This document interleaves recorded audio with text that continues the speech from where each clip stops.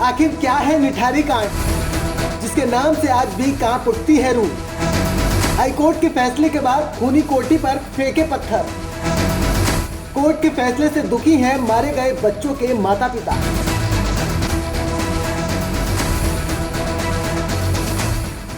नोएडा के निठारी गांव में साल 2006 में हुई एक वारदात ने पूरे देश को हिलाकर रख दिया था।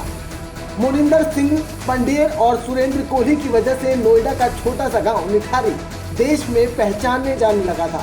वारदात के 18 साल बाद भी निठारी गांव का नाम सुनते ही लोग डर और सहम जाते हैं। सोचकर रूह कांप उठती है। आज इस कांड की चर्चा फिर से हो रही है। साल 2006 में निठारी में ऐसा क्या हुआ था जो आज भी लोगों के जहन से बाहर नहीं निकल पा रहा है। आपको पूरा मामला बताते हैं कि आखिर निठारी कांड था क्या। दरअसल नोएडा के सेक्टर 31 की कोठी नंबर D5 में रहने वाले मोनिंदर सिंह पंडेर पर 2005 से लेकर 2006 तक बच्चों की हत्या का आरोप था। इस मामले का खुलासा पायल नाम की लड़की की हत्या की जांच से हुआ था।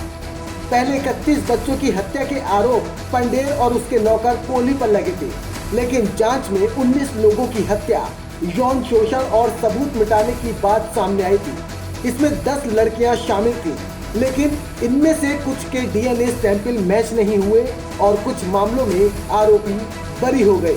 मोनिंदर सिंह के घर के पीछे नाले से पुलिस को 19 नर कंकाल मिले थे। ये कंकाल बच्चों और महिलाओं के थे।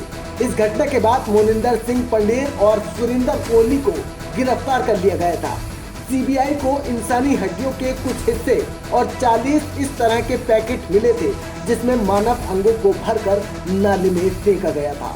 मामले में लापरवाही बरतने के आरोप में नोएडा पुलिस के 3 सीनियर अफसरों समेत कई पुलिसकर्मी सस्पेंड कर दिए गए थे। आपको बता दें, देश को झंझोड़ देने वाले इस निठारी कांड में युवतियों, बच्चों का अपहरण, दुष्कर्म से लेकर हत्या किए जाने तक की सिलसिलेवार वारदात में मोनिंदर पंडेर और उसकी कोठी के केयरटेकर सुरेंद्र कोहली को CBI कोर्ट ने फांसी की सजा सुनाई थी।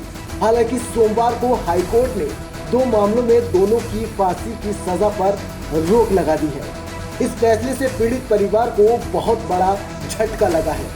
अब वो कोर्ट के पीछे फैसलों पर खुद को ठगा हुआ महसूस कर रहे हैं।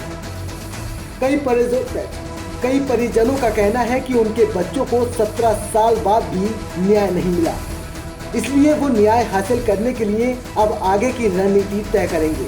इलाहाबाद हाई कोर्ट के फैसले के बाद कई पीड़ित परिवार आहत हो गए हैं। उन्होंने अलग अलग तरीके से अपना गुस्सा जाहिर किया। साल 2006 में दर्जनों बच्चों के कंकाल कोठी के पास नाले से बरामद किए गए थे। इसमें रामकिशोर का 3.5 साल का बेटा हर्ष भी शामिल था। उन्होंने गुस्से में सोमवार को कोठी पर पत्थर फेंके। गुस्सा शांत होने पर उन्होंने कहा कि जांच सही से नहीं हुई। रामकिशोर के जैसे ही जब्बूलाल और उनकी पत्नी सुनीता भी कोर्ट के फैसले से दुखी हैं। उन्होंने बताया कि बेटी ज्योति भी गायब हुई थी। निराशा में डूबे दंपत्ति ने कहा कि मनिंदर और सुरेंद्र को फांसी की सजा मिली थी तो लगा था कि इंसाफ हुआ है। अब इंसाफ की उम्मीद भी बेईमानी लग रही है।